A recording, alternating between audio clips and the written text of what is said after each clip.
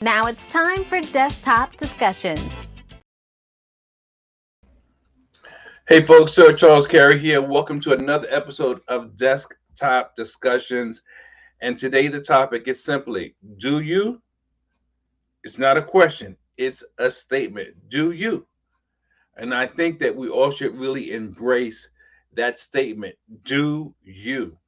And as I think about it, um, a lot of us, we're kind of like in a space of uncertainty, or as a good friend would say from the old days, you're in suspended animation. You're just hovering, kind of like a hummingbird. A hummingbird, it holds its position as it, I believe, extracts nectar from a flower, and it just stays there. And they say that the wings are moving so fast you can barely, if at all, detect how fast they're actually moving, but they maintain that place in space. And that's what a lot of us are doing. We're maintaining a place in space. It's neither productive or how would you say it? Productive, or it's not a positive or a negative. I'll put it like that because the word is escaping me for right now. But the truth of the matter is, if you're not moving forward in life, you might as well be staying still. So you're basically stagnant. So do you? And what does that mean? I think that God has his timing for us, and we have our own timing. We have our own desires for who we are and what we want to accomplish and how we like to get there and what we like to acquire when we get there. And I was told a long time ago, it's not necessarily about the destination, it's about the journey. And I wholeheartedly believe that. You need to appreciate the process. And unfortunately, that's the good and the bad, but it's intentional because these are learning lessons that we come upon on the way to that final destination. And if you can be open minded, you would realize that sometimes those lessons you learn don't have to be bad. It's just a part of the process. As long as it doesn't physically hurt you or prevent you from living or maintaining a reasonable lifestyle, it's just a part of the process. I personally believe, from all that I've experienced and from what I've seen with many other people, keep moving forward. Keep moving forward because eventually you'll get there. In fact, most of my mentors have told me, just don't give up. Now, everyone feels different. Everyone's made differently. And I get that and I understand it completely. But the truth of the matter is, you have to know you. You need to know how much you can take.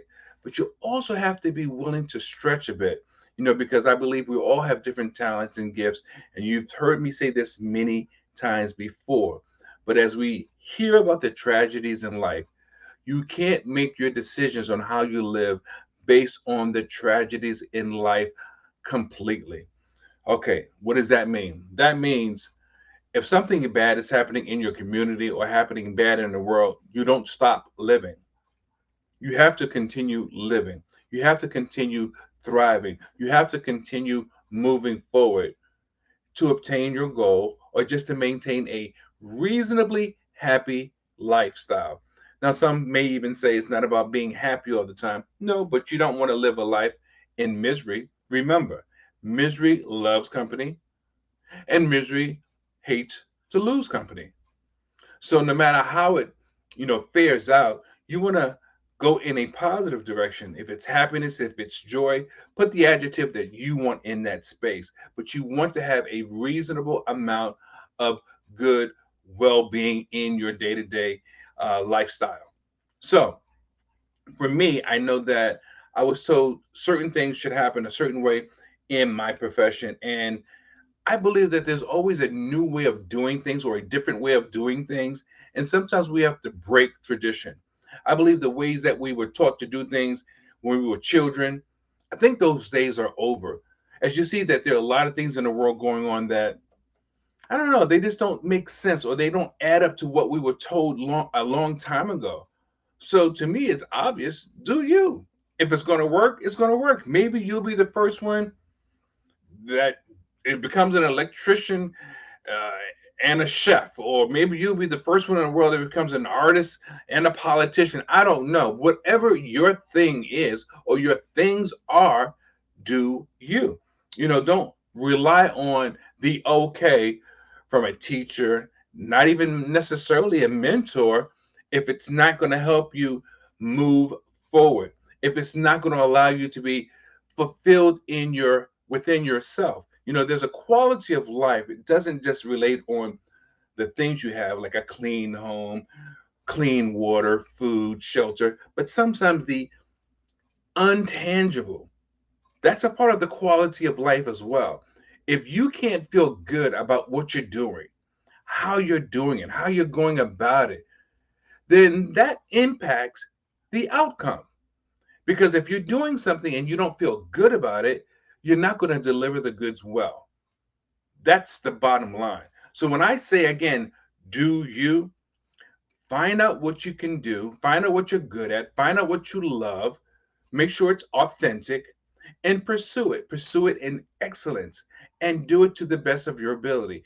Even if it's never been done before, as long as it's legal, as long as it doesn't hurt other people, as long as you're not hurting yourself, as long as you're not creating unnecessary disruption, do you.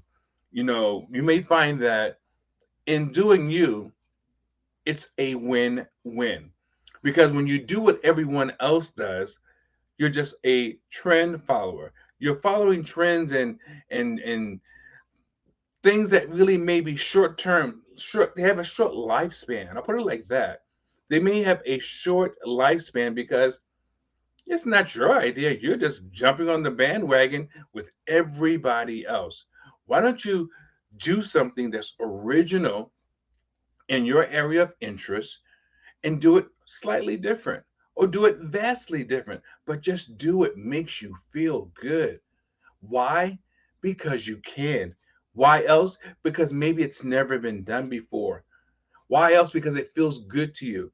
Why else? Maybe because it will influence other people. Why else? Maybe you will be the trend setter and everyone else will come behind you. Maybe you will introduce something to the world that has never ever been seen before. Now, of course, you want to take the necessary precautions, but at the same time, think about it. Get into that quiet space. Get your pen and paper. Write down what you're going to do. Write down why you're doing it. Write down, what it means to you. And if your heart feels good about it, begin the process to implement it so that you can get the desired results. And as you move forward, if you find that something is not right about it, tweak it. Tweak it where it needs to be tweaked until it's just the way you want. Create your own mold and then keep moving on. I remember back in the day, we used to watch Happy Days, and they used to say that when they made Fonzie, they broke the mold. So, in other words, there was no one else like him. Well, you create the mold, and when it's just right, you break that clay, you break that pottery, whatever it may be, and you begin something that has never been done, never been seen before. And you never know. You might make a lot of money at it, you may become a Nobel Peace Prize winner. Who knows what the end result will be?